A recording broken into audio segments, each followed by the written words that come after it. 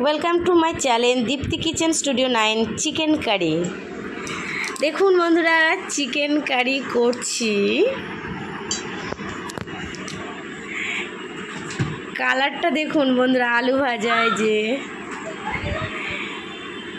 বন্ধুরা রান্নাটা যে কী ধরনের কালার এসছে একবার লাইক কমেন্ট করবেন।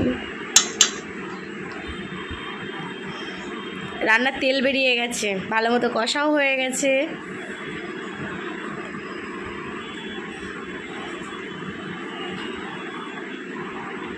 অনেকটা রাত হয়ে গেছে, হঠাৎ করে চিকেন আনা হয়েছে।